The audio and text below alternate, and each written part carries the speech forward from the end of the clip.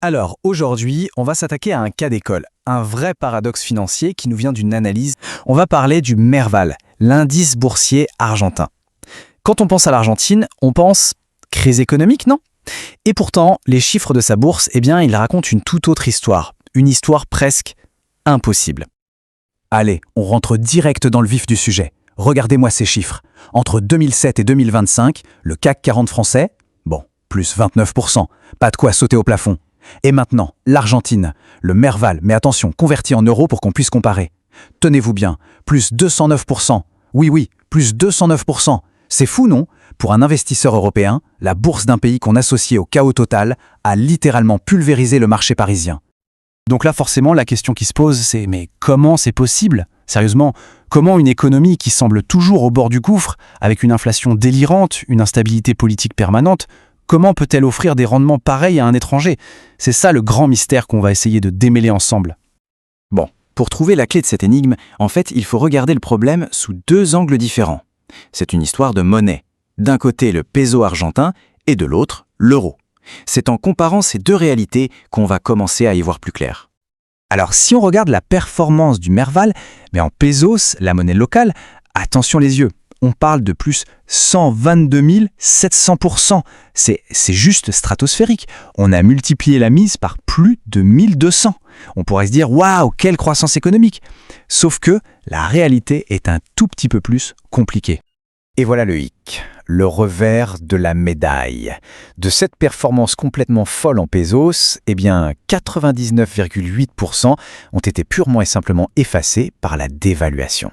L'effondrement du peso face à l'euro a tout aspiré, presque tout. Ça, c'est l'hyperinflation en action. Donc, il faut bien comprendre une chose essentielle. Pour un Argentin, la bourse, ce n'est pas du tout un placement pour chercher de la croissance, comme on le ferait en Europe. Non, c'est un refuge, c'est un canot de sauvetage.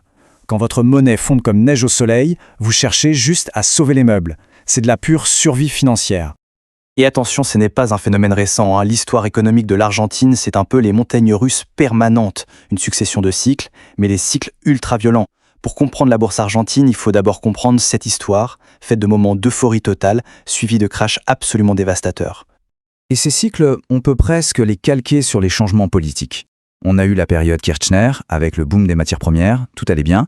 Puis la tentative d'ouverture libérale avec Macri, ça n'a pas vraiment marché comme prévu. Ensuite, le retour des péronistes, et là, l'inflation est repartie en flèche, ce qui nous a mené tout droit à l'élection choc de Javier Milei. Au centre de tout ce bazar, il y a un mot à retenir, le cepo cambiario. C'est quoi ce truc? En gros, c'est un carcan monétaire. Le gouvernement met en place des contrôles super stricts pour empêcher les gens d'acheter des dollars. L'idée, c'est d'éviter que tout le monde se débarrasse de ces pesos. Le problème, c'est que ça tord complètement le fonctionnement de l'économie. Et la conséquence de ce cepo, c'est une situation complètement schizophrène. À un même moment, il n'y a pas un, mais plusieurs prix pour le dollar. Il y a le taux officiel fixé par le gouvernement, mais que quasiment personne ne peut avoir. Il y a le dollar MEP, une sorte de dollar légal qu'on obtient via la bourse. Et puis il y a le fameux dollar blue, le taux du marché noir, qui est en fait le vrai taux. Imaginez le chaos. Ce qui nous amène au chapitre le plus récent, et sans doute le plus violent, l'arrivée de Javier Milei et sa fameuse thérapie de choc. Pour se rendre compte de la violence du truc, il suffit d'écouter le ministre de l'économie, Luis Caputo. Juste après l'élection de Milei, il annonce une dévaluation choc de 54% en une nuit. Le peso a perdu plus de la moitié de sa valeur officielle en une nuit. C'est brutal. Et évidemment, pour un investisseur européen, l'impact a été immédiat et violent. Dans les 3 semaines qui ont suivi cette dévaluation, le Merval, en euros, a plongé de 57%. Ça vous montre le niveau de risque. Le sommet historique qu'il venait d'atteindre en euros a été effacé en un claquement de doigts. Bon, alors on en tire quoi de tout ça? Revenons à notre paradoxe du début. Est-ce que le jeu en valait la chandelle, au final? Tout est une question de risque contre récompense. Si on met les chiffres côte à côte, c'est assez parlant. La performance totale, on l'a vu, plus 209% pour le Merval en euros, contre plus 29% pour le CAC. Mais le chiffre le plus dingue, c'est la correction maximale, la pire chute. Pour le Merval, c'est moins 63%. Et pour le CAC 40, pendant la crise de 2008, c'est moins 60%. En gros, le risque de baisse maximale était quasiment le même. La seule différence, c'est que la récompense, elle, n'avait rien à voir pour ceux qui ont eu les nerfs assez solides. Et demain, alors? D'après l'analyse d'Europix, le scénario le plus probable, avec 60% de chance, c'est que ça continue de se stabiliser. Mais il y a quand même 20% de chances pour un scénario optimiste et 20% pour un retour au chaos total. En Argentine, il ne faut jamais rien prendre pour acquis. Donc, si on devait résumer, ce serait 3 choses. 1. Malgré le chaos ambiant, sur le long terme, le Merval en euros, ça monte. C'est un fait. 2.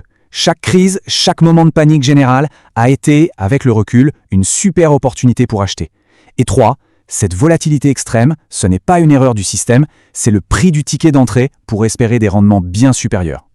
Au fond, l'histoire du Merval, c'est une leçon sur la survie face à la destruction d'une monnaie. Et ça nous amène à la question finale que pose l'analyse.